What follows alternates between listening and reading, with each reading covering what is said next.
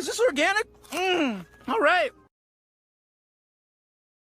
All right, Green Man here with the good. So Ripple's doing it again, even though they're getting sued by the SEC, which is some people think is a bearish indicator. Some people think that the SEC is going to win this lawsuit and Ripple is going to lose, and the price of XRP is going to go to zero, and all these people are going to lose their money, and it's an S coin, and they should have known better. They should have put their money in Doge or Shiba or Hot Dog Coin or Cum Rocket or Ass Coin or Bitcoin. I completely disagree. Ripple is partnered with over 40 countries. It's partnered with hundreds of banks like, Bank of America, Bank Santander. They're partnered with remittance platforms like MoneyGram, Western Union. These are pretty big names over here, and they're also partnered with SBI, and like I said, Bank Santander, which is like the Bank of America of South America. So they've positioned themselves pretty well. Also, being in documentation with. And I don't mean lawsuit as far as documentation. I mean as far as a partnership with the Federal Reserve and some other financial institutions or corporations over here, whether they're private institutions or actual government-owned entities. Regardless, they've got a lot of partnerships.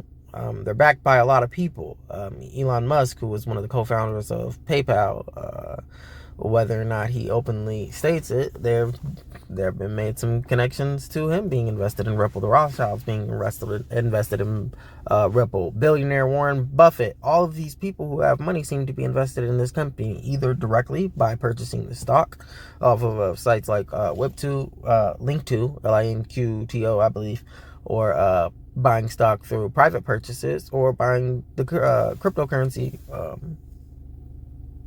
mostly used by the company Ripple XRP.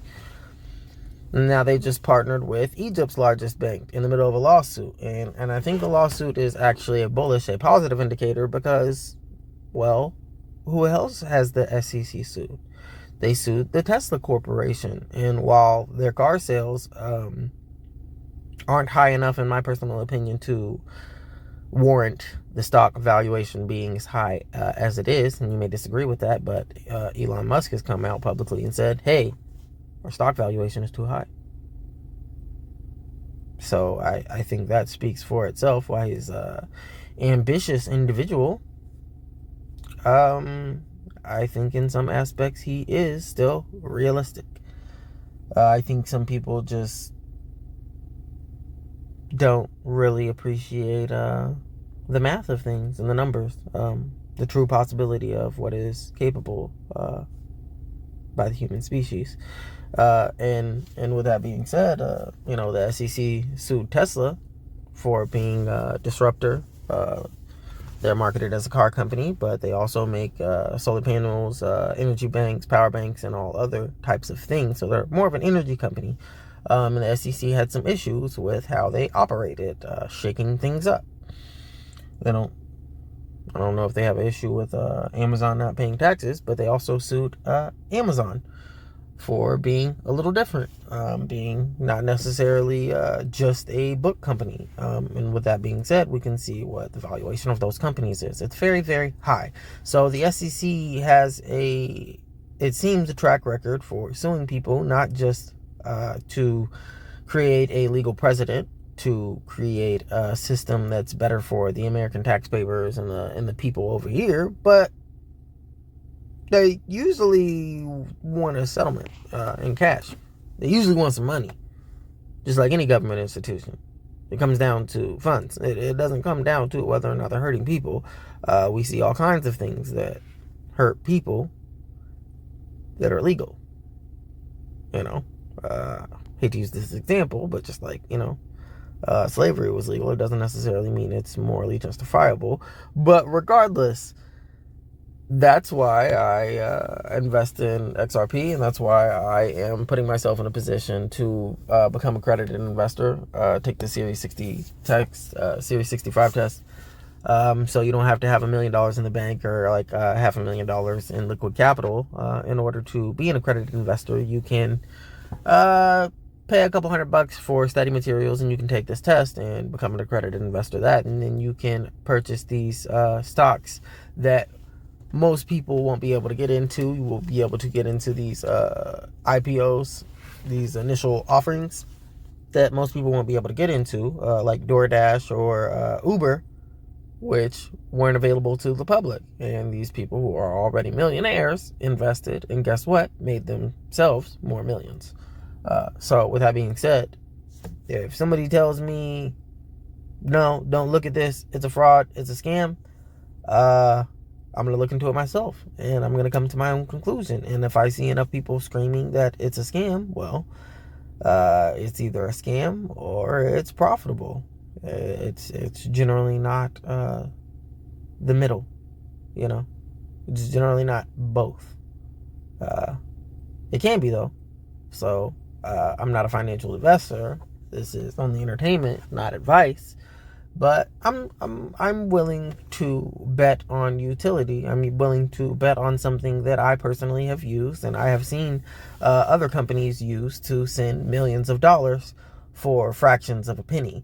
That is ridiculous. That I can send $1,000 to anyone, anywhere in the world, in under 30 seconds, what would literally be processed as microseconds. But unfortunately, our fiber optic, our internet infrastructure, and how most of our electronics are set up, they're not powerful enough to even receive the signals that it was sent as quickly as it was. So while the transaction processes in microseconds, it'll take 30 seconds for you to get the information on your phone or computer that the transaction has been completed. But I can send thousands of dollars for less than a penny. But if I send money through some of these remittance agencies like MoneyGram or Western Union, or through a bank, they'll make me wait 7 days.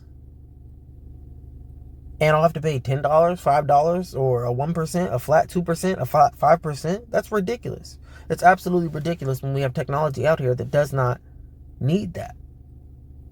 And nobody needs that. The whole point of banks is for us to store our money there, keep it safe, and allow them to loan it out to other individuals to make a profit. So they already profit off of having your money in their system. They're squeezing people for fees. That's what it is. It's the same thing with these exchanges as well. These cryptocurrency exchanges are positioning themselves, if not to be the new banks, to be purchased by banks or to partner with banks so that they can make money off of fees. That is why DeFi is very, very important for anybody who is getting involved in cryptocurrency or feels that they've been established long enough that they're comfortable with the basics. You should... Yes, there's some responsibility into it, and that's why some people are scared that it's yours, and if you lose it, it's yours.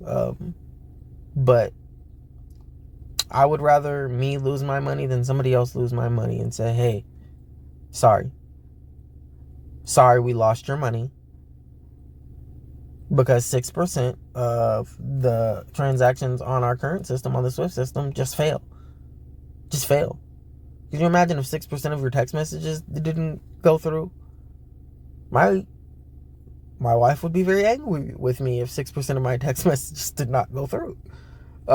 You would have a lot of issues if 6% of what you were writing on your essay didn't make it through. That's unacceptable for how much we're paying these people, for how much they're squeezing out of the common person, out of how many late fees people have to pay for issues that sometimes aren't their own fault. So with that being said, this has been Green Man here. Get out there and grow. Do your own research.